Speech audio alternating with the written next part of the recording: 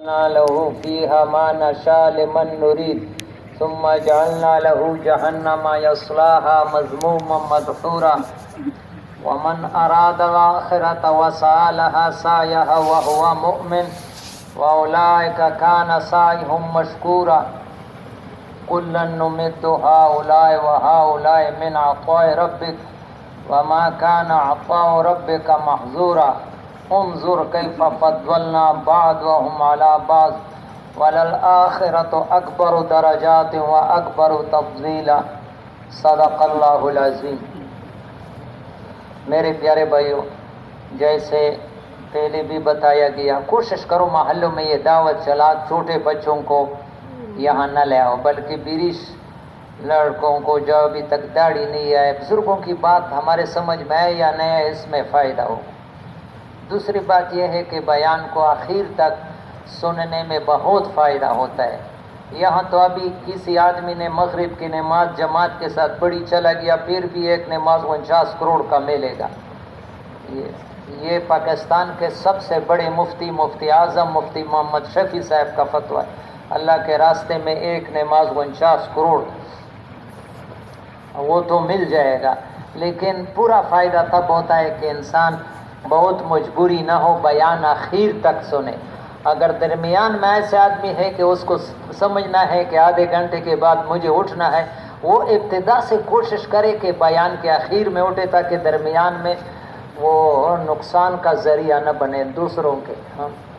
اللہ ہم سب کو عمل کرنے کی توفیق نصیب فرمائے، اور یہ بھی کوشش کرے میرے پیارے بھائیوں، موبائل کو بیان کے دوران بند رکھے۔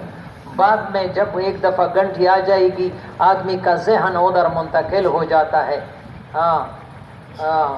اور یہ بھی عادت بنائے کہ اگر بھول جائے فوراً بند کر دے، اس وقت جواب نہ دے، مس کال ہوتا ہے بعد میں جواب دے۔ مجھے بڑا غصہ آتا ہے کہ آدمی بیان کو چھوڑ کر کے چلا جاتا ہے، بیوی سے بات کرتا ہے، اللہ و اللہ کے رسول کی بات چھوڑتا ہے، اس کو کیا دین کا فائدہ ملے؟ کوئی اتنی جلدی کوئی موت کی بات تو نہیں ہے، بعد میں آدمی نماز میں بھی بعض لوگ بزرگی کرتا ہے، گھنٹی بج رہا ہے اور وہ نماز پڑھائے۔ خدا کے بندے بند کر دو، ایک ہاتھ سے نماز نہیں ٹوٹتی، دوسروں کی نماز تو خراب نہ کر۔ اللہ ہم سب کی حفاظت کرے۔ آخر زمانہ ہے، اتنے فتنے ظاہر ہوں گے کہ سنبھالنا مشکل ہوگا۔ ابھی آ رہے ہیں دیندار طبقہ میں بھی، یہ بڑے بڑے دیندار طبقہ، وہ بھی یہ بڑے موبائل، ابھی بزرگوں نے منع کر دی، جو بیرون کی جماعتوں کے ساتھ آتے ہیں، یہ بڑا موبائل اگر جو نہیں چھوڑ سکتا ہے وہ بیرون کی جماعتوں کے ساتھ تشکیل بھی نہیں دے، ان میں لگے رہتے ہیں۔ آنکھوں کا غلط استعمال انسان کے دل میں ظلمت ہی ظلمت پیدا کرتا ہے۔ ضرورت کے وقت لیے رکھو، زیادہ اس کے ساتھ ہمارے جوان قرآن کے دیکھنے کا وقت نہیں ہے ان سے، بڑی بربادی ہے۔ اللہ ہم سب کی حفاظت کرے، اللہ ان باطل والوں کے نظاموں کو فیل کر دے۔ تو میرے پیارے بھائیوں، یہاں آنا صرف ثواب تو ملے گا، لیکن 3 نیتیں کرنی ہے۔ کتنی نیتیں؟ ہر مسلمان پر 3 چیزیں بڑی بڑی فرض ہے، پھر اس میں پھر تفصیل ہے۔ ہر مسلمان مرد ہو یا عورت ہو، کتنی چیزیں فرض ہے؟ فرض ہے، فرض بہت ضروری ہوتا ہے۔ دین سیکھنا ہر مسلمان پر، مرد ہو یا عورت ہو، دین سیکھنا فرض ہے۔ نماز آدمی پڑھتا ہے، نماز کا سیکھنا فرض ہے۔ اب یقین کرو، اتنے لوگ ایک جگہ ایک امام کے پیچھے نماز پڑھ رہا تھا، میرے علم میں اس کا سجدہ جو تھا وہ خطرے میں تھا کہ ہو جاتا ہے یا نہیں۔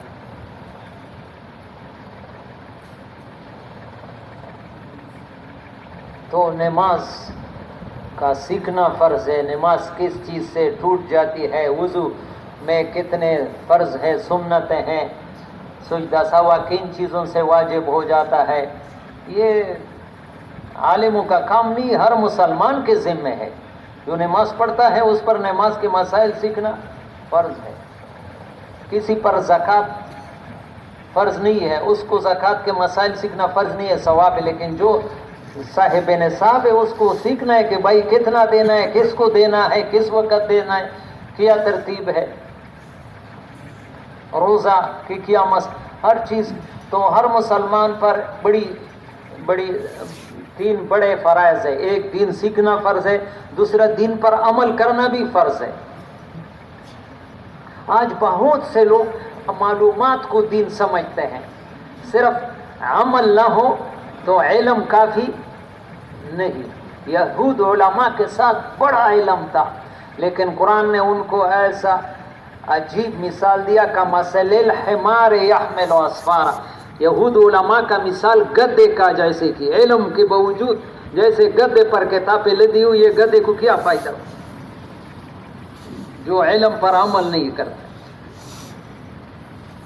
ये सिर्फ उलमा नहीं, हम जिस मसले का हमें इल्म है इसके हम भी आलिम हैं। हमें इल्म है कि झूठ गुनाह है, झूठ बोलता है, इल्म के बावजूद रिश्वत गुनाह है, लेता है, सूद गुनाह है। दूसरे ईज़ा मुस्लिम, या अल्लाह इस वक्त सबसे मुसलमान जो परेशान है, खुदा की कसम एक बात वो ये है, ईज़ा मुस्लिम, मुसलमान को तकलीफ देना अल्लाह से लड़ाई लेना है। कोई दूसरे मुसलमान की तकलीफ को कोई परवाह भी नहीं करता कि ये मेरे हरकत से मुसलमान को तकलीफ होगी, ये एहसास भी नहीं है। और फिर रोता है मैं परेशान किया हूँ। तू मुसलमान को परेशान करेगा तुम्हें सुकून मिलेगा। ये दरख्वास्त है कि इस शब जुमे से, हर शब जुमे से कोई एक एक बात ले करके जाओ और फिर उस पर अमल करो। दीन सीखना भी फ़र्ज़ है, दीन पर अमल करना भी फ़र्ज़ है, आगे दीन पहुंचाना भी फ़र्ज़ है। कोई नबी नहीं आएगा जिसका ये ज़हन हो कि बस मैं अपना नमाज पढ़ता हूँ ये काफ़ी है, ये फिर दूसरे नबी का इंतज़ार करता है। इसके दिल में ख़त्म नबूवत का अक़ीदा नहीं है। अल्लाह किसी कौम को तो अज़ाब नहीं देते जब तक नबी ने, वमा कुन्ना मुअज़्ज़िबीना हत्ता नबअस रसूला, कुरान में है। अल्लाह किसी कौम को उस वक्त अज़ाब नहीं जब तक पैगाम पहुंचाने वाला, तो पैगाम पहुंचाने वाला नबी नहीं आएगा तो कौन पहुंचाएगा। इस फरीज़े में हम सारे, यानी ये सोच भी नहीं है कि दुनिया में ये काफिर मर रहे हैं। ये भी मुझसे पूछा जाएगा कि ये क्यों तुमने कलमा पहुंचाया था या नहीं। नबी ने तो वसीयत की है सल्लल्लाहु अलैहि वसल्लम, ला यबका ला वजहिल अर्द बैतु मदरिन वला वबरिन इल्ला अदखलहुल्लाहु कलिमतल इस्लाम बिइज़्ज़ि अज़ीज़िन व ज़िल्ल ज़लील। ये हदीस का मतलब है कि रोए ज़मीन पर कोई घर, कोई झोंपड़ी, बालों से खेमा बना हुआ किसी के पहाड़ की चोटी पर भी हो, नबी ने ये पैगाम छोड़ा है कि उसको भी कलमा पहुंचाना तुम्हारे ज़िम्मे, कि वो क़यामत में ये न कहे कि माँ जाना मिन बशीर वला नज़ीर, या अल्लाह हमारे पास तो कोई आया नहीं था। ये इस उम्मत से पूछ होगी। अल्लाह हम सबको इसका एहसास नसीब करे कि हम दुनिया में क्यों आए हैं, हमारे आने का मकसद क्या है। हम हज़रत मोहम्मद सल्लल्लाहु अलैहि वसल्लम की उम्मती है, दूसरे नबियों की उम्मती नहीं है कि अपना अमल करो। हमारी दोहरी जिम्मेदारी है और अजर भी दोहरा है। साफ हदीसों में आता है अल्लाह पाक ने, हम दुनिया में आए नहीं थे, अभी दुनिया में मौजूद भी नहीं थे। अल-बिदाया व निहाया में हदीस है, अल्लाह ने दाऊद अलैहिस्सलाम को, दाऊद अलैहिस्सलाम कितने पहले गुजरे हैं, दाऊद अलैहिस्सलाम को वही भेजी, या दाऊद इन्नी इफ्तरस्तु अला उम्मत मोहम्मद सल्लल्लाहु अलैहि वसल्लम मुफ्तरस्तु अलल अंबिया वर रसूल। ए दाऊद, मैंने उम्मत मोहम्मदिया अला साहिब सलातो व सलाम पर वो ड्यूटी फर्ज की है। अल्लाह फरमाता है मैंने फर्ज की है, ये मैं अपने तरफ से नहीं बोलता हूँ, साफ अल्फाज है। इफ्तरस्तु फर्ज का लफ्ज है, जो ड्यूटी मैं नबी और रसूलों पर फर्ज करता था। वज़ा यअतूनी यौमल क़ियामा यकूनु नूरुहुम मिस्ल नूरिल अंबिया, इस ड्यूटी को करती हुई क़यामत के दिन मेरे दरबार में ये उम्मत आएगी तो इनके चेहरों का नूर नबियों जैसा नूर हो। ये उम्मत नबी नहीं है, क़यामत में इस उम्मत का शान ज़ाहिर होगा। مولانا یوسف رحمہ فرماتے قیامت میں اللہ پاک اعلان فرمائیں گے بیان میمور کہ میرے احباب کہاں ہیں، میرے دوست کہاں ہیں۔ اس اعلان کو سن کر انبیاء اور رسول حیران ہوں۔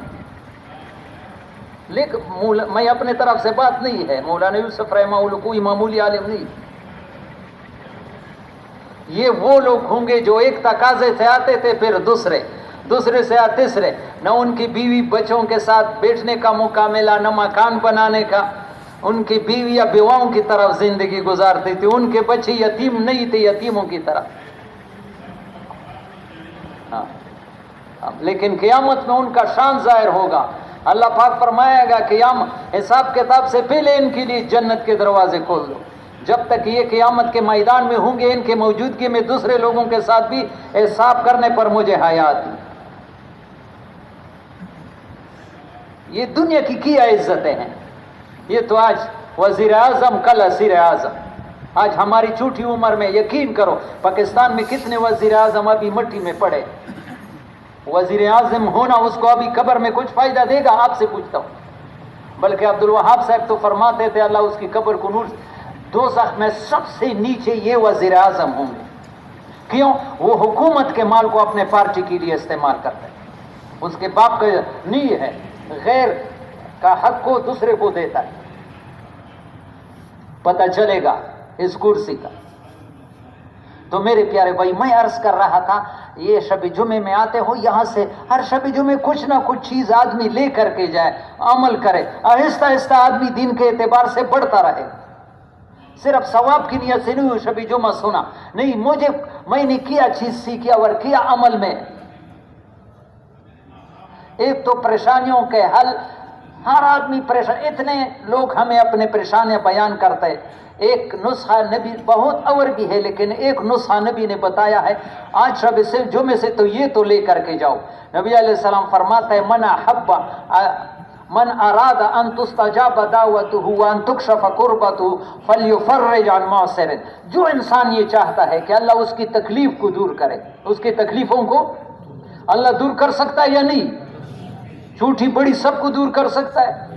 نہیں کر سکتا ہے، جتنے بھی بڑی تکلیف ہو۔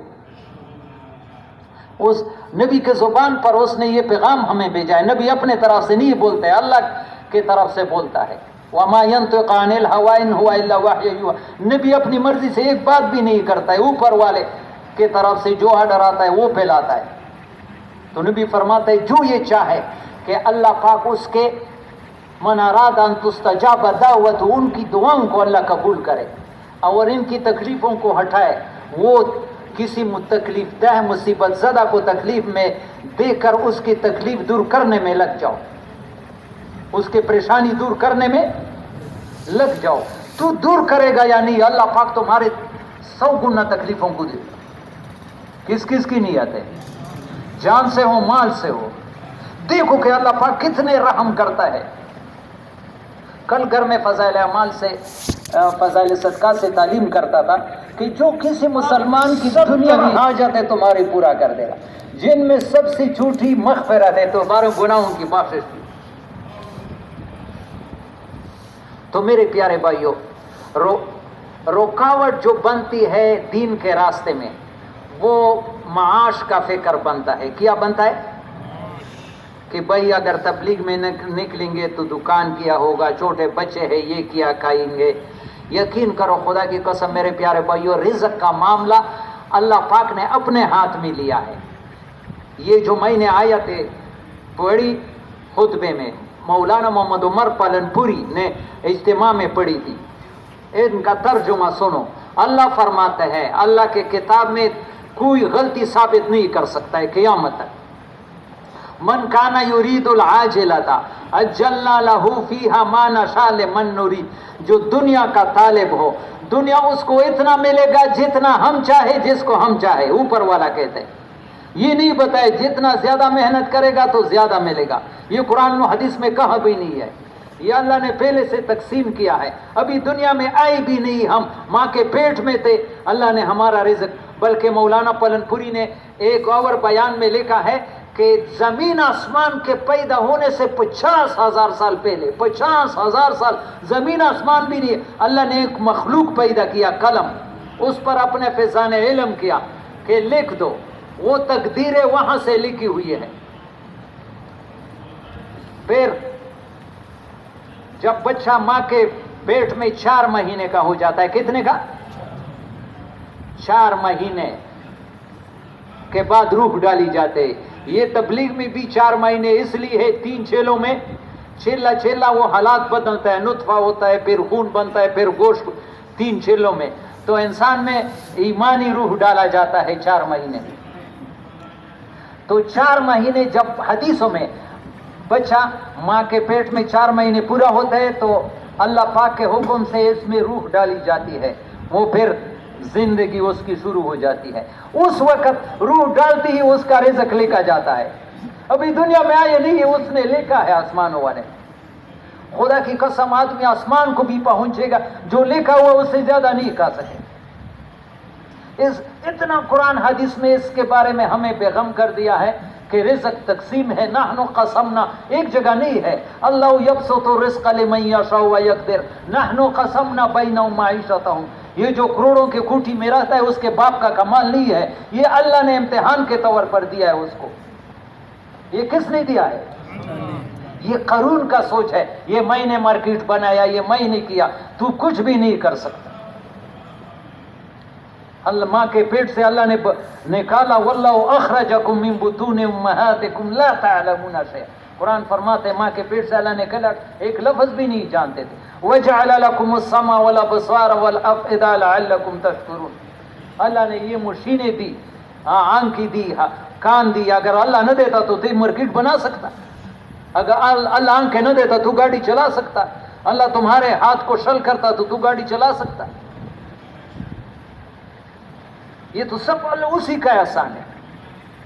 تو فرماتے ہیں من کان یرید العاجلۃ، جو دنیا کا طالب ہو، عجلنا لہ فیہا ما نشاء، ما نشاء، ما اس مقدار میں جتنا ہم چاہے، لمن نرید، جس کو ہم چاہے۔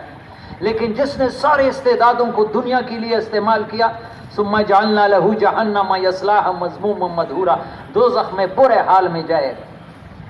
ومن اراد الاخرۃ، یہ تو دنیا کی تقسیم کی، آخرت کے بارے میں اللہ نے ایک اور ضابطہ بتایا، وہ دنیا جیسا نہیں۔ ومن اراد الاخرۃ، جو آخرت کا طالب ہو، یہاں اللہ نے شرط لگایا، وسعی لها سعیها، اور کوشش کی، لیکن ہر کوشش نہیں ہے۔ ہر آدمی کہتا ہے میں کوشش کرتا ہوں، علماء جانتے ہیں سعی یہاں مصدر بھی ساتھ لیا، کوشش وہ جو حضرت محمد صلی اللہ علیہ وسلم نے بتائی ہے، جس نہج پر حضرت محمد صلی اللہ علیہ وسلم، فَأُولَٰئِكَ كَانَ سَعْيُهُمْ مَشْكُورًا، ان کی اس کوشش کی قدردانی کی جائے گی۔ كُلًّا نُمِدُّ هَٰؤُلَاءِ وَهَٰؤُلَاءِ مِنْ عَطَائِهِ، رب دنیا تو اللہ پاک دوستوں کو بھی دیتا ہے، دشمنوں کو بھی دیتا ہے، عام طور دشمنوں کو زیادہ دیتا ہے، اللہ کہ اس کی قیمت نہیں ہے۔ قارون کو اتنا زیادہ دیا تھا کہ سنبھال نہیں سکتا، موسیٰ علیہ السلام کے پاس کچھ نہیں، اللہ کو محبوب کون تھا؟ دنیا کے ہاں اللہ کی کوئی قیمت نہیں ہے۔ تو ہمارے دل میں یا اللہ تو ہم دنیا کو استعمال کرنا ناجائز نہیں ہے، یا اللہ ہمارے دلوں سے دنیا کی محبت نکال دے۔ سارے برائیوں کی جڑ یہی نبی نے بتایا۔ یہ مدینہ مالا عالم 2-3 ہفتے جو ادھر بیان کیا، ہمارے خٹا کالونی میں طلباء سے بیان کر رہا، جس طرح کسی پرائی عورت کو دیکھنے سے انسان کے دل میں داغ لگتے ہیں، انسان کا دل کالا ہو جاتا ہے، کسی کے دنیاوی نقشے کو دیکھ کر، کسی کے گاڑی کو، کسی کے کوٹھی کو، کسی کے مارکیٹ کو عظمت کے نظر سے دیکھنی بھی دل میں کالے داغ لگ جاتے، اس کو عظمت کے نظر سے۔ یہ بڑی مٹی، وہ کڑی مٹی ہے، کل من علیہا فان، اس کے اللہ کے ہاں کوئی قیمت نہیں ہے۔ یہ قبر میں خالی جائے گا، یہ کوٹھی ساتھ نہیں جائے گا، عمل ساتھ جائے گا۔ کسی کے عمل کو دیکھ کر آدمی کو یا کاش میں ایسا ہوتا۔ تو فرماتے ہیں ومن اراد الاخرۃ، جو آخرت کا طالب ہوا، سعی لها سعی، اور کوشش کرے، فاولئک کان سعیهم مشکورا، جتنا کوشش کرے گا صحیح اور زیادہ اتنا ملے گا۔ مولانا یوسف رحمہ اللہ کے کافی سے عبد الوہاب صاحب بیان کرتے نبی علیہ السلام نے چند سالوں میں صدیوں کا کام کیا. چند سالوں میں. شیطان کہتے یہ ساری زندگی کا کام ہے، جو کرتا ہے وہ ٹھیک ہے. نہیں، جو ہم کرتے ہیں وہ کافی نہیں ہے، استغفار کرنا چاہیے. ہاں، انظر کیف فضلنا بعضهم علی بعض. اللہ تو ہمیں قرآن کے ساتھ محبت پیدا کر. فرماتے ہیں دیکھو دنیا میں ہم نے کیسے لوگ پیدا کیے. کوئی جھونپڑی میں رہا ہے، کرائے کا مکان نہیں ملتا ہے.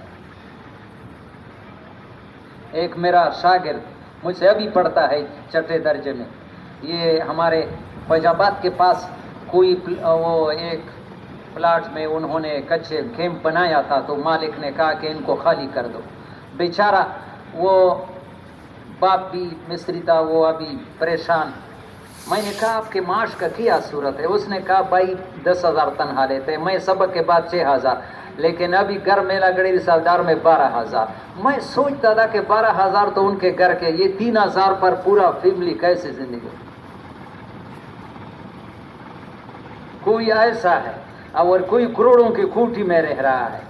تو یہ قرآن فرماتا ہے انظر کیف فضلنا بعضهم علی بعض. دیکھو یہ دنیا میں ہم نے کتنا فرق رکھا ہے. کوئی جھونپڑی میں رہا ہے، کوئی کرائے کے مکان میں، کوئی اپنے کروڑوں کی کوٹھی میں رہا ہے. فرق ہے یا نہیں ہے؟ وللآخرۃ اکبر درجات. آخرت کے درجوں میں تو بہت فرق ہے. وہاں تو کسی کو 72 حوروں والی جنت ملے گی اور کسی کو 25 لاکھ حوروں والی جنت ملی. فرق ہے یا نہیں ہے؟ مولانا یوسف رحمہ اللہ کا بیان ہے اپنے ذات کے اعتبار سے دین پر محنت کرنے والوں کی جنت گھٹیا اور دوسروں پر محنت کرنے والوں کی جنت بڑھیا. وہ نبیوں والی طرز ہے. تو دنیا میں ہم بڑا گھر چاہتے ہیں، تو آخرت میں کیوں کہ بس اس پر مطمئن ہوتے ہیں. ابھی عصر سے پہلے مذاکرہ ہوا کہ عام جو دیندار طبقہ بھی ہے، جو دین کو چاہتا ہے، وہ بھی دین اس کو کہ بس اپنا اچھا کرو، کسی کے ساتھ برائی نہ کرو. بس یہ دوسروں پر محنت کرنا یہ بالکل امت نے بالکل یہ ذمہ داری کا احساس بھی نہیں ہے. حالانکہ معرف القرآن آپ اردو میں بہترین تفسیر ہے والعصر کی صورت میں لکھا ہے کہ جو اپنے ذات پر دین پر محنت کرتا ہے، دوسروں پر نہیں کرتا ہے، یہ اپنے لیے نجات کا دروازہ بند کرتا ہے. درجات نہیں، نجات بھی مشکل سے ملی.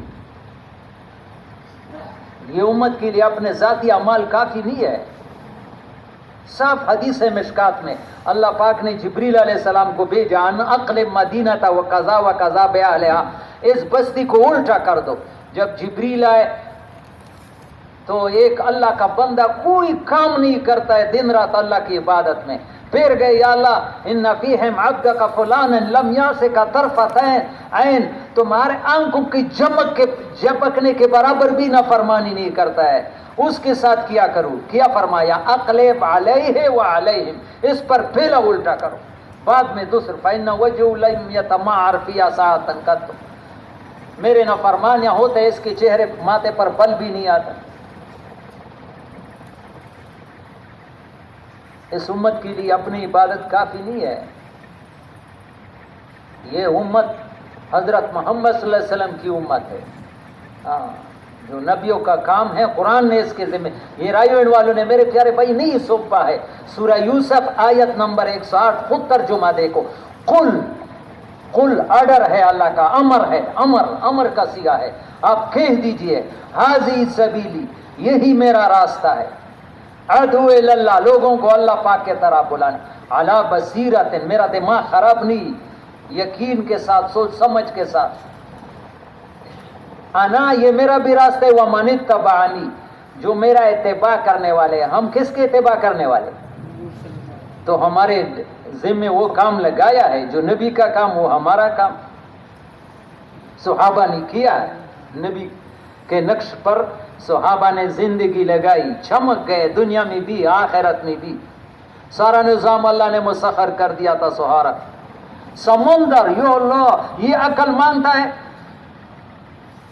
صحابہ سمندر آیا ہے تو امیر نے کہا سم اللہ وقتا ہی یہ گڑ سمندر میں ایسے ڈالو. ابو ہریرہ اس جماعت میں موجود ہے, قسم کھاتا ہے وَلَقَدْ أَبَّرْنَا الْبَحْرَ وَمَا بَلَّتْ خِفَافُ إِبِلِنَا بِالْمَاءِ, ہم نے سمندر دریا کو پار کیا اور ہمارے اونٹوں کے سم بھی پانی سے تر نہ ہو گئے.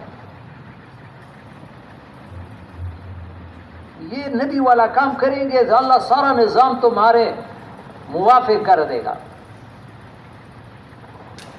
پریشانیوں کا حل میرے پیارے بھائی جو ہم سوچ رہے ہیں وہ نہیں ہے. دنیا کے ایک تو یہ ہے میرے پیارے بھائیو, دنیا کے پریشان سے ذرا تنگ نہ ہو جاؤ, یہ وقتی چیزیں, یہ اللہ نے قرآن میں بتایا ہے وَتِلْكَ الْأَيَّامُ نُدَاوِلُهَا بَيْنَ النَّاسِ. مجھے خود ایک بیماری سن 75 میں, کافی ابھی 20-25 سال کی عمر تھی, زندگی سے مایوس ہو گیا تھا. اب کوڑا ہٹک میں پڑ رہا تھا, بسترا چھوڑ کر کے دوسرے طلباء آئے تھے, 1.5 سال گھر پر پڑا رہا, بس موت کا انتظار, اتنا علاج کی بس. لیکن قرآن کی یہ آیت مجھے بڑی تسلی دے رہی, وَتِلْكَ الْأَيَّامُ نُدَاوِلُهَا بَيْنَ النَّاسِ. یہ وظیفہ نہیں ہے لیکن اس کا ترجمہ اللہ فرماتے یہ دن ہم چینج کرتے رہتے, حالات بدلتے رہتے, تو مجھے اطمینان ہوتا ہے کہ یہ حالات بھی بدل جائیں گے. یہ پریشان نہیں ہونا, یہ حالات ہمیں, لیکن حالات میں حالات بھیجنے والے کے ساتھ چمٹ جانا چاہیے. یہ علاج ہے, ادھر ادھر نہیں دیکھنا ہے. پہلے بھی میں نے بتایا افلاطون بہت بڑا فلاسفر, موسیٰ علیہ السلام کے زمانے میں, موسیٰ علیہ السلام نے جب نبوت کا دعویٰ کیا یہ تو یہ افلاطون امتحان کے لیے آیا. نمرہ سترش سے زوایو چھے پیغمبر ہی معلومہ ہونا کہ یہ نبی ہے یا نہیں ہے. موسیٰ علیہ السلام پر ایک سوال کیا, توجہ سے سنو, کہ اگر یہ آسمان کمان بن جائے اور یہ بیمار یا پریشانیاں جو ستاروں جتنا ہے یہ تیر بن جائے, آسمان نہ لندا جوڑا شی, دا بیماریاں نے دا پریشانیاں نے گیشی جوڑ شی, اور اس کمان کو چلانے والی ذات اللہ پاک کی ہو, تو اس سے بچنے کی کیا صورت ہے؟ یہ کمان سوال کرتا ہے کس سے؟ تو موسیٰ علیہ السلام نے کہا اس سے بچنے کی صورت یہ کہ تیر چلانے والی کی بغل میں گھس جائے. تیر دور کے آدمی پر چلتے, قریب پر. افلاطون نے کہا تو اللہ کا سچا نبی ہے. یہ جواب نبی کے بغیر کوئی نہیں بتا سکتا. بس عبدالوہاب صاحب, یہ پریشان جو حالات آتے ہیں یہ ہمارے ترقی کے لیے, امتحان تو ترقی کے لیے ہوتے ہیں, لیکن ہم اسے تنزل کا امتحان میں امتحان بھیجنے والے کے ساتھ چمٹ جانا چاہیے. اللہ ادھر ادھر نہیں جا, تو ہی کرے گا, اس کی اعمال میں لگ جانا. رائیون کے امور و مشورہ میں 15-20 سال پہلے آئی تھی کہ دیر میں 2 قبیلوں میں لڑائی تھی. دیر کے امیر تھے عبدالقہار صاحب. اس لڑائی کو ختم کرنے کے لیے 600 رکعتیں نفلیں پڑھی. ہم 2 رکعتیں نفل پڑھ کر کے چھوڑ جاتے. نہیں, اس دروازے کو چھوڑنا نہیں ہے, اللہ کے پیچھے لگنا ہے, اعمال کرنا ہے. اعمال سے زندگی بنے گی, خدا کی قسم مال سے نہیں بنے گی زندگی. اعمال پر اللہ کے وعدے, صحیح اعمال پر. رزق کی ذمہ داری اللہ نے دی ہے, اس میں زیادہ نبی علیہ السلام نے فرمایا ہے الا و ان نفسا, جمعے کے خطبوں میں الا جیسے ایک آدمی غافل ہوتا ہے, توجہ, الا خبردار خبردار. یہ بات کس نے کہی ہے؟ حضرت محمد. الا ان نفسا لن تموتا, ہرگز اس نفس کو موت نہیں آ سکتی حتی تستکمل رزقہا. اجملوا فی الطلب, اجملوا فی الطلب کے مجھے جتنا معلوم ہے 2 معنی ہے. توجہ سے سنو, نبی کی وصیت ہے, پیارے نبی کی وصیت پر جو نہیں چلتا ہے وہ ٹھوکرے کھائے. وَأَجْمِلُوا فِي الطَّلَبِ, ایک تو یہ ہے کہ حلال طریقہ, غلط راستے استعمال نہ کرو. غلط راستے میں مال آئے گا زیادہ, لیکن ایسا پریشانی آئے گی کہ سب کچھ چلا جائے. غلط حرام سے اپنے آپ کو بچاؤ. زیادہ آئے گا لیکن ایسا بیماری لگ جائے گی, کروڑوں لاکھوں چلا جائے گا, پھر رو گے. ایک تو غلط طریقہ استعمال کرو نہ کرو. دوسرا وَأَجْمِلُوا فِي الطَّلَبِ, زیادہ اپنے آپ کو پنساؤ نہیں, تھوڑا کام کرو, باقی وقت دن. یہ نہیں میرے پیارے بھائی, یقین کرو مجھے اپنے اوپر بھی شرم کرنا چاہیے, تمہیں بھی نبی کے بات پر اعتماد نہیں آتا ہے. اتنا آسان راستہ بتایا, کہ حدیث قدسی اللہ فرماتے ہیں تفرغ لعبادتی. تفرغ عربی گرامر میں یہ مطلب ہے کہ ایک آدمی پنسا ہوا ہے. اللہ فرماتا ہے پنسا ہوا ہے کاروبار میں، اپنے آپ کو زور لگاؤ، فارغ کر دو میرے لیے، اپنے آپ کو فارغ کر دو میرے دین کے لیے، میرے رضا کے لیے. املا صدر کا غنا، وعدہ کرتا ہے میں تیرے سینے کو غنا سے بھر دوں گا. یہ وعدہ کس کا ہے؟ اللہ بھر سکتا ہے یا نہیں؟ وَاسُدُّ فَقْرَكَ، تیری محتاجی ختم کروں گا. وَإِن لَمْ تَفْعَلْ، دھمکی بھی ہے اگر تم نے اپنے آپ کو فارغ نہیں کردا، صبح سے شام تک دنیا میں لگا ہوا ہے. املا یدک شغلا، سینکڑوں قسم کے کاموں میں پنسا دوں گا. وَلَمْ أَسُدُّ فَقْرَكَ. آج یہ فیصلہ تو کرو میرے پیارے بھائیو، خدا کی قسم زندگی کا مزہ دیکھو گے. یہ جتنے بھی نئے پرانے کہ انشاءاللہ عصر سے عشاء تک دنیا کا کام نہیں کریں گے، یہ تبلیغ کے لیے دے دیں گے. دیکھو اللہ کے گھر میں ہاتھ کھڑا کر دے، کوئی ہو یا نہ ہو، تم ایک مہینہ تو دیکھو تو صحیح کہ تمہارے کام اللہ بناتے یا نہیں. وہ کہتے ہیں میرے بندے تو فجر کے نماز کے بعد عصر کے نماز تھوڑی دیر مجھے یاد کیا کرو، اکفے کا فیما پر، درمیان میں تمہاری جتنی ضرورت ہے وہ میں پورا کر دوں. کیوں اللہ پر اعتماد نہیں ہے؟ اللہ پر بے اعتمادی ہے، اللہ ناراض نہیں ہوگا؟ اتنے قدرت والے اللہ جس کے ہاتھ میں سب کچھ ہے. بنی اسرائیل کو 6 لاکھ لوگوں کو بغیر کاروبار کے ایک جنگل میں پالا، تیار رزق ہوتا رہا یا نہیں ہوتا ہے؟ کوئی دکان کاروبار نہیں، تیار اور ایسے پالا. یا اللہ یہ عقل نہیں مانتی. بچہ پیدا ہوتا ماں کے پیٹ سے قمیص بھی ساتھ آتا، اور یہ عقل مانتا ہے بچہ بڑا ہوتا ہے قمیص بھی ساتھ بڑا ہوتا ہے، قمیص پرانا نہیں ہوتا ہے. یہ کس نے کیا؟ دکھایا ہے.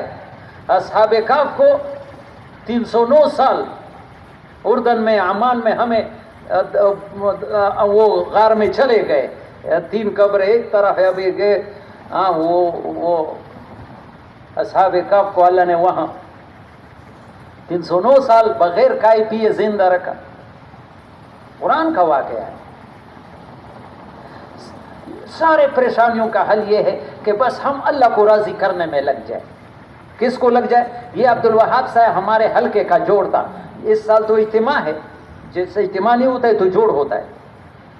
ظہر کے بعد فرمایا ہر انسان کی کامیابی اس میں ہے، ہر انسان کی کہ وہ اللہ کو راضی کرنے میں لگ جائے کہ اللہ کس چیز سے راضی ہوتا ہے. اور پھر فرمایا سب سے زیادہ اللہ کو جو راضی کیا تھا وہ نبی انبیاء علیہ السلام نے راضی کیا تھا. سب سے زیادہ کس نے راضی کیا تھا؟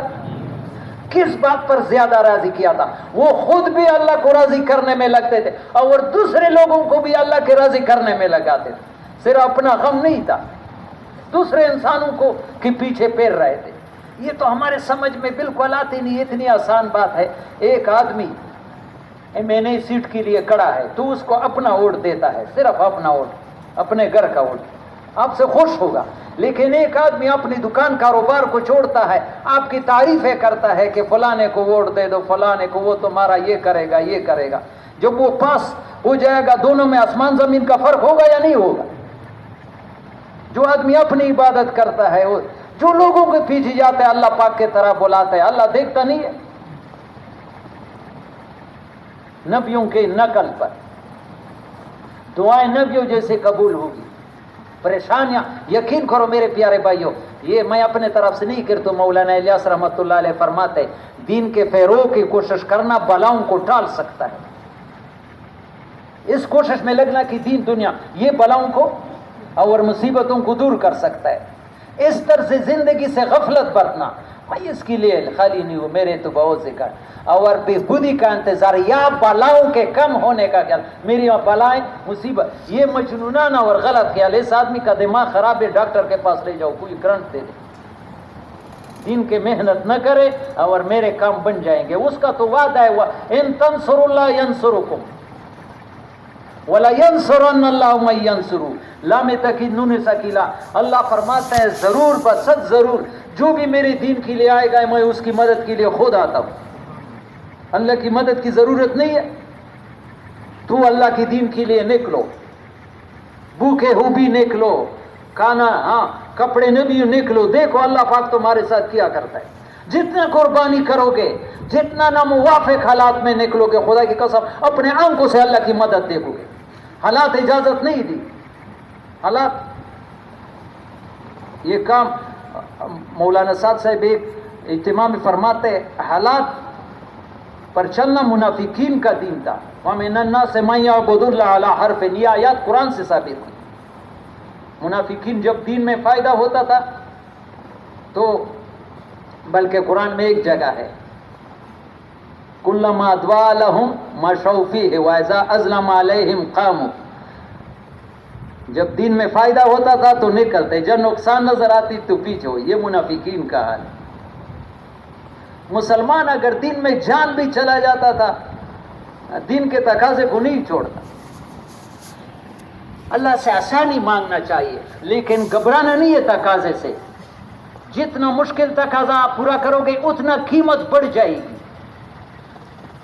میرے ساتھ کتاب ہے المتجر الرابع، 700 سال پہلے لکھی ہوئی ہے۔ اس میں لکھا ہے نبی علیہ السلام نے صحابہ سے فرمایا کہ میں تمہیں لیلۃ القدر سے بھی بہتر رات بتاؤں، لیلۃ القدر سے بھی زیادہ فضیلت والی رات بتاؤں کہ ایک رات کی عبادت 83 سال 4 مہینے بن جاتے، صرف ایک رات کی عبادت 1000 مہینے سے اتنے بنتے۔ لیکن لیلۃ القدر سے بھی، لیلۃ القدر تو ہمیں پتہ نہیں ہے ملے گا یا نہیں، لیکن یہ تو نبی نے نشاندہی کہ یہ رات لیلۃ القدر سے بھی وہ اللہ کی دین کے حفاظت کے لیے ایسے جگہ اپنے آپ کو پیش کرنا جہاں جان جاتی ہوئی نظر آ رہی ہو۔ میرے جان تو چلا گیا، ایسے تقاضے پر کھڑا ہونا، یہ رات لیلۃ القدر سے زیادہ قیمتی۔ یہ جان ہے اللہ کے لیے، یہ کس کا ہے؟ دیا کس کا ہے؟ اللہ اس نے خریدا ہے۔ ابھی اس پر لگائیں گے چمکیں گے، نہیں لگائیں گے پھر روئیں گے۔ اللہ پاک کو 3 آدمی فضائل صدقات میں ہے، 3 آدمیوں کے ساتھ اللہ بغض رکھتے ہیں، دشمنی رکھتے ہیں، اور 3 کو بہت محبوب رکھتے ہیں۔ جن 3 سے بغض رکھتے ہیں وہ یہ ہے، توجہ سنو، جو تاجر کاروبار میں جھوٹی قسمیں پکاتا ہے، اس سے اللہ پاک بغض رکھتا ہے، اللہ کو نہ پسند ہے یہ آدمی، جھوٹی قسمیں۔ دوسرا، جو فقیر بھی ہو، کیا ہو، اور تکبر بھی کرتا ہے۔ تیسرا، وہ بخیل کہ کسی کو مال دے دے پھر جتلاتا ہے کہ میں نے تمہارے ساتھ یہ کیا تھا، یہ کیا، احسان جتلانے والے۔ ان تینوں سے اللہ بغض رکھتا ہے، اور 3 کو بہت محبوب کر رکھتا ہے۔ کتنوں کو؟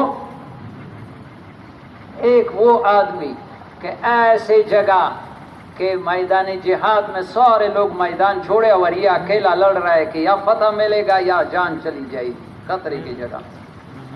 دوسرا، ایک جماعت ساری رات سفر کرتے کرتے تک کر کے ایک جگہ آرام کر رہے ہیں، ساتھی جاتی ہی گر گئے، اور ایک ساتھی ان میں سے کھڑا ہو کر اس وقت میں اللہ کے سامنے کھڑا ہو گیا۔ اور تیسری بات تو سب نیت کرے، آسان ہے، کر سکتا ہے مشکل، لیکن بتاؤں یا چھوڑ دوں؟ ہاں، عمل کرو گے؟ جو پڑوسیوں کی تکلیف پر صبر کرے گا، پڑوسی تکلیف دیتا ہے تو صبر کرتا ہے، بدلہ نہیں لیتا ہے، اس آدمی سے اللہ بہت زیادہ خوش ہے، یہاں تک کہ موت آ جائے یا گھر تبدیل ہو جائے۔ فضائل صدقات میں ہے یہ، تو مشق کرو، پڑوسیوں سے بدلہ نہیں لینا ہے۔ اس پر یہ دنیا کی تکلیفیں پر بھی اجر ملتا ہے۔ لا يخلو المؤمن من علة او قلة او ذلة وقد يجتمع في المؤمن الكامل۔ مومن آدمی کبھی خالی نہیں ہوگا، یا بیماری ہوگی یا مال کی کمی ہوگی یا اور پریشانی ہوگی۔ جو کامل ایمان والا ان میں یہ ساری چیزیں ہوگی۔ اور ایک حدیث میں ما کان ولم یکن الی یوم القیامہ، نہ ابھی تک ہوا نہ قیامت تک ہوگا کہ ماں بشرط ایمان والا ہو، الا ولہ جار یؤذی ہے، اللہ اس کے ساتھ ایک ایسا پڑوسی لگاتا ہے جو اس کو تکلیفیں دیتا ہے، اور یہ اس پر صبر کرتا ہے، بدلہ نہیں لیتا ہے۔ یہ تو اللہ پاک آخرت بنانے کے لیے ہمیں ایک موقع دیتا ہے. اتنا آسان جنت ہے. نبی علیہ السلام فرماتا ہے انا زعیم ببیت فی ربض الجنہ لمن ترک المرا وان کان محقا. میں جنت کے کنارے پر ایک گھر بنانے کی گرنٹی ذمہ داری لیتا ہوں. ذمہ داری کون لیتا ہے؟ جس نے اپنا حق کو چھوڑ دیا، اگرچہ حق پر بھی ہے. جھگڑا بنتا ہے تو جھگڑے سے بچنے کے لیے بھائی چھوڑ دو. زندگی میں تو ایک ایسا کارنامہ کرو کہ حق میں مانگتا ہوں تو لڑائی میں نے چھوڑ دیا. کس کس کی نیت ہے؟ تاکہ ایک گھر تو جنت میں بناؤ. یقین کرو نبی گارنٹی لیتا ہے. اتنا آسان. دنیا کی کیا ہے؟ دنیا مچھر کا پر ہے، اس کو چھوڑ دیا جنت کا گھر ملے گا جو ساری دنیا سے زیادہ قیمتی ہو. تو میرے پیارے بھائیوں، یہ چیزیں عمل میں آنے کے لیے ماحول اختیار کر. جتنا قربانی کرو گے، حالات کے خلاف نکلو گے، اللہ دنیا میں بھی چمکائے گا. یقین کرو اللہ بڑا غیرتی ہے. اللہ پاک کا ایسا نہیں ہے. ہمارے ایک بزرگ تھے، یہ بڑے پرانے تبلیغ والے جانتے ہوں گے، وہ ہنگو مرکز بھی ابھی نہیں بنا تھا. ہنگو مرکز بھی وہ چشمے والو مسجدی مولانا احمد گل صاحب، یہ پرہیزگان مدرسے میں مسلم شریف پڑھاتے تھے. وہ بڑولا اور سفید ریش وہ کبھی کبھی اثر میں بیان کرتے تھے. وہ کہتے تو اللہ کے راستے میں ٹھوکرے گا، اللہ تمہارے گھر میں پریشانیاں لیے ہو نہیں سکتا. تب اللہ پلار ٹکارے پرایا تا پکور کے بالاوی جاڑی کا ایران کی دینا پیغام ہو سے. شیطان ڈرائے گا. الشیطان یعدکم الفقر، شیطان کا تو کام یہ ہے کہ نکلو گے تو سب کچھ چلا گیا. لیکن اللہ کیا واللہ یعدکم مغفرۃ منہ وفضلا، اللہ بخشش کا وعدہ کرتا ہے اور جو لگایا اس سے زیادہ ملے گا. حافظ سلیمان صاحب رائے میں امام تھے، مولانا جمیل صاحب سے بھی پہلے میواتی تھے. وہ فرماتے تھے، مولانا الیاس بیان کبھی کبھی کرتے ہیں، ظہر کے بعد بیان تھا. وہ فرماتے اس دور میں جو ہم گزر رہے، جو تبلیغ والا کام صحیح طریقے سے کرے گا، فرماتے تھے کہ اللہ پاک 14 پشتوں تک چمکائے گا. کتنا؟ کیا مطلب ہے؟ 7 پشت اس کے دادا پردادا، اس کے باپ صرف ایمان بھی لے گیا، اس کی برکت سے اللہ سب کو دوزخ سے چھٹکارا دے. اور 7 پشت اس کے اولاد میں اللہ نیک لوگ پیدا کرے. اور یہ تو بہت بڑے شیخ الحدیث مولانا عبید اللہ صاحب انڈیا سے آتے تھے، سن 78-79 جوڑوں میں بیان فرماتے تھے. تو وہ فرماتے تھے اس دور میں جو یہ کام کرے گا، توجہ سے سنو، حدیث کا حوالہ دیتے، عام آدمی نہیں تھے، اتنے بڑے آدمی تھے کہ میں نے خود ان سے سنا کہ مولانا الیاس رحمۃ اللہ علیہ نے مجھے کہا کہ قرآن حدیث میں تبلیغ کے بارے میں جو آیات روایات ہے وہ جمع کرو. شیخ الحدیث تھے. وہ فرماتے تھے کہ اس دور میں جو یہ کام کرے گا 50 صحابہ جتنا اجر ملے گا. کتنا؟ دیکھو اس غلط فہمی میں نہ پڑ جاؤ کہ یہ تو پھر ہم صحابہ سے چلے گئے. خدا کی قسم صحابہ کے گرد کو کے زمانے میں ماحول بنا ہوا تھا. وہاں تو جب آدمی نہیں نکلتا تو مصیبت تھا. وَإِنَّ مِنْكُمْ لَمَنْ لَا يُبَطِّئَنَّ، قرآن میں اگر کوئی سستی کرتا تو قرآن کی آیت کہ یہ تو ایمان میں کوٹ ہے جو نہیں نکلتا ہے، ان پر داغ لگ جاتا تھا. یا تذرون، ان کے بارے میں قرآن نازل ہوئی. جو بہانے کرتے ہیں یہ ایمان صحیح ایمان والی نہیں ہے، جو عذر پیش کرتا ہے کہ میری تو یہ ہے، میرا تو دل چاہتا ہے. صاف آیت ہے وَأَقْسَمُوا بِاللَّهِ جَهْدَ إِيمَانِهِمْ لَئِنْ أَمَرْتَهُمْ لَيَخْرُجُنَّ. سورہ نور میں 80 نمبر آیت ہے تقریباً. معالم العرفان صوفی عبدالحمید نے بہترین تفسیر یہاں لکھی ہے. وَأَقْسَمُوا بِاللَّهِ، یہ منافق لوگ قسمیں کہتے ہیں محمد صلی اللہ علیہ وسلم اگر آپ ہمیں حکم دے ہم نکلیں گے. قُلْ لَا تُقْسِمُوا، اللہ نے فرمایا جھوٹی قسمیں ماں کہو. کبھی نکلے ہیں تو تم معروفہ. پھر وہاں تفسیر میں لکھا ہے یہ حکم منافقوں کے تھا، لیکن آج مسلمان کو تیار کرنے کی منتیں کرنی پڑتی. وہاں تو اگر نہیں نکلتے تو پھر تم پر داغ لگتا. ابھی نکلو گے تم پر فتوے لگیں گے کہ بیوی کا حق نہیں ہے، یہ بیوی چھوڑا، یہ کون سا تبلیغ ہے، یہ بچے چھوڑے. میں نے پہلے بھی کہا، میں مولانا محمد شاہ صاحب کی قبر کو اللہ نور سے بھر دے، میاں گان کالونی سے آ رہے تھے دونوں گشت کر کے، بیرونی گشت پیدل، 1 کلومیٹر سے بھی کم فاصلہ ہے.